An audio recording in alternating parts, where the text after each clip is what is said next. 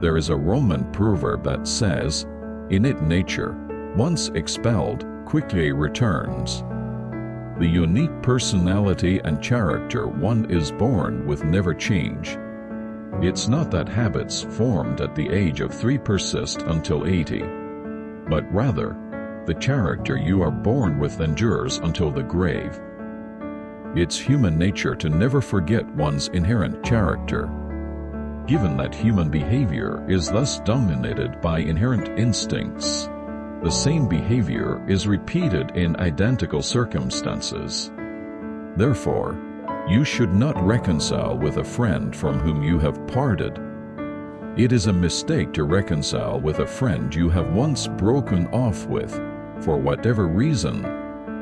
That friend, in the future, will repeat the same instinctive behavior in identical situations. It is pointless to say, in retrospect, that you didn't anticipate such behavior, or to accuse them of betrayal. Likewise, it's a mistake to rehire a servant who was dismissed for misconduct. When a person's interests change, so does their attitude. Therefore, once you've understood their character, you should anticipate their behavior and deal with them accordingly. When accepting them, remember the reason why you parted ways in the first place. A person's innate character does not change easily. Being overly generous and affectionate can lead to disrespect from others. Humans pay more attention to those who scorn them rather than those who praise them. People with selfish dispositions are always immersed in resentment and disregard the emotions of others. Just as a mineralogist labels the characteristics of minerals based on their sample data, we need to categorize the character traits of the people we are interacting with, just like the innate properties of minerals. This is because a person's character does not change. Correcting someone else's mistakes is almost an impossible task. One should not refute another's thoughts or opinions. Trying to free someone from irrational thinking and vanity is like trying to accomplish a goal that would not be achieved, even if one lived to be 969 years old, like a character in the Old Testament. Furthermore, when speaking with others, no matter how kindly you speak, you should not criticize their mistakes. It is easy to hurt someone's feelings, but very difficult to correct their mistakes. If someone says something that is unacceptable to your ears and completely illogical, there is no need to intervene.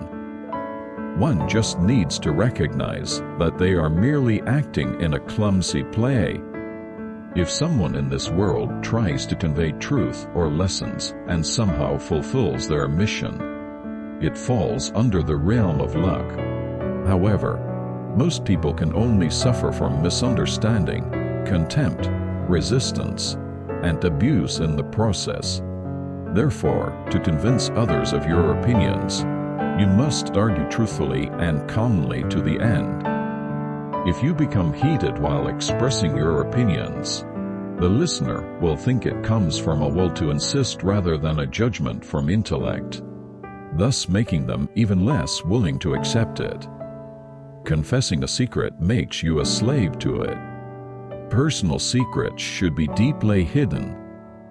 It is better to only show an objective image of yourself, even to close friends, as from a subjective position. A friend is also another person. If we reveal all our secrets under the pretext of close friendship, there is a risk of unintended harm later. This is why reticence has been the foundation of survival skills since ancient times. Arabian proverbs contain the wisdom of life. Do not tell a friend what a foe should not know. Keep a secret, and you become its master. Confess a secret, and you become its slave. And the fruit of peace tends to ripen on the tree of silence. Regret is an act of self-torture. Do not speak in harsh tones.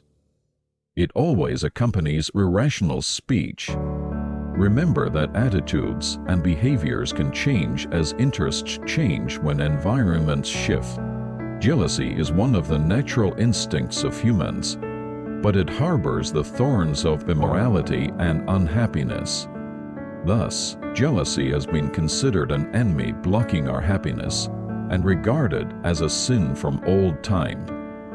As much as possible, we need to root out this instinct of jealousy from our personality like weeds. Seneca advised that to be satisfied with your possessions and enjoy them, do not compare yourself to others. Those who envy and suffer from seeing others live better and have more can never be happy. If you want to be happy, consider how many people are worse off than you. We should always look down rather than up, and we should doubt whether people we consider happier than ourselves are only appearing so or actually hiding their unhappiness. The quickest way for a person to comfort themselves is to see someone less fortunate. Monotony and simplicity are the ways to happiness. Every person only looks at the world within their understanding and limits of perception. The masses generally have bright eyes and ears, but possess dull judgment and faint memory. It is common for people with contrasting personalities to hate each other, and for the mediocre to despise the extraordinary. The reason why correct evaluation of things is rare is because there are few people smart enough to judge correctly. What makes us happy lies in doing very small and trivial things well. What are these small and trivial things? We could be referring to reading a book alone without meeting anyone, listening to music, enjoying meditation, or sweeping the yard and looking at flowers. It refers to the ordinary tasks of daily life. We can enjoy more happiness the narrower our perspective is and the smaller our range of actions is, rather than looking wide. When we look at the world broadly, desires grow. The wider the field of view and the range of action, the more desires arise, and when desires arise, the worries and anxieties to fulfill them increase. The more people we meet, the more friends we have. The more people we like, the wider the range of contact with desires and hopes, the greater the opportunities and environments for self-inflicted unhappiness. To be happy, we need to minimize the fluctuations of will and mind. Suffering stems from an active mind, and happiness comes from a passive mind. The tranquility, quietness, and calmness of the mind are much better than the unhappiness that comes with ambition and being bustling, noisy, and busy. We can say this because we already know the despair and emptiness that comes after achievement. Looking at the art of writers, painters, and musicians, when they depict happiness, they draw natural landscapes, tranquility, and beauty. From this, we can understand well where human happiness comes from. Aren't they always praising the quiet countryside, natural landscapes, solitude, and tranquility when depicting happiness? Artists know well that monotony and simplicity are basic conditions for happiness. A simple and monotonous life is the only way to enjoy happiness. Ultimately, human happiness and unhappiness depend on one's mindset, but those who can endure simplicity and monotony must have the mental aptitude to handle an intellectual life. Only then can they escape from the shadow of ennui. A healthy beggar is happier than a sick prince. Happiness grows in proportion to the degree of cheerfulness, and cheerfulness is influenced by physical and mental health. Just as a tree needs wind to become strong, humans need exercise to become healthy. The greatest treasure is a cheerful expression and a merry heart. 90% of happiness depends on health. Happiness is influenced more by an individual's temperament in perceiving the world than by the given environment itself. Those who have shed tears of sorrow can also shed tears of joy. Humans can feel pain, but they cannot feel the absence of pain. They worry, but cannot feel the absence of worry. They can feel fear, but cannot feel safety, and they can feel thirst, desire, and hope, but quickly lose interest once they hold it in their hands. Like discarding the remaining water after quenching a severe thirst, desires are let go once they are satisfied. Even the three important aspects of life, which can be referred to as health, youth, and freedom, cannot be felt while one is enjoying them. Who goes to the hospital when they are not sick? Youth is taken for granted, and when one is free, the concept of freedom itself disappears. However, the moment you enter prison for a minor offense, you instantly feel how precious freedom is. Humans cannot feel that they are happy when they are happy. Then, there is no present happiness for me. Happiness only exists as a memory of the past. The more intense the feelings of pleasure and delight, the more they lose interest, and once they become a habit, they become as non-existent.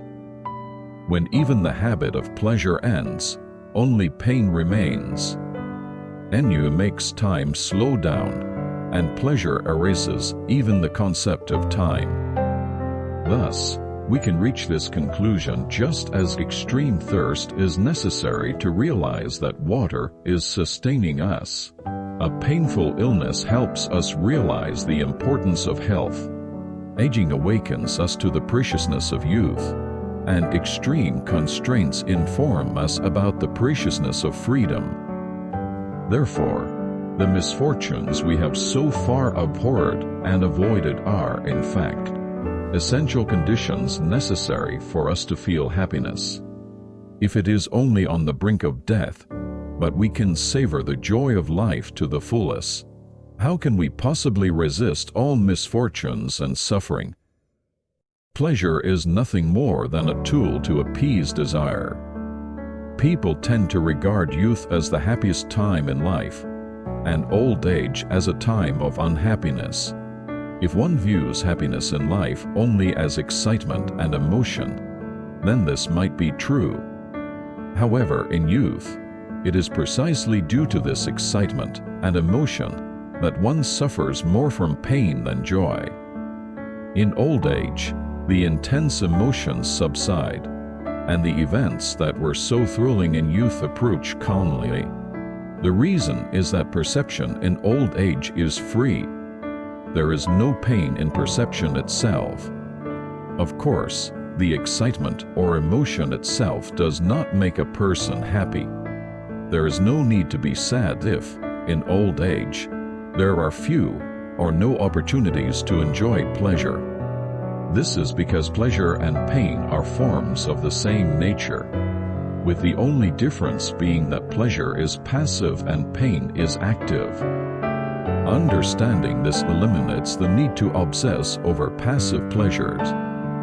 All pleasures are merely to soothe the desires, so when the desire disappears, so does the pleasure. Just as there is no appetite after a meal or no more sleepiness after waking up from a deep sleep, there is no need to lament the lack of opportunities for pleasure. Everyone likes what resembles themselves. Similar souls recognize each other from afar and exchange greetings. No matter how good a stone is, it can't be thrown far with a weak arm. Similarly, a great masterpiece loses its shine when it meets a fool. As a boat that is too light is easily overturned, life without pain or worry cannot move forward. The shadow of arrogance often obscures countless merits. Precious insights disappear if they are not recorded. Keeping a diary is an excellent way to accumulate experience and wisdom. Excessive physical or mental strain not only shortens life, but also steals physical vitality. Courtesy belongs to wisdom, while rudeness belongs to ignorance. The passing time punishes those who are seized by ennui.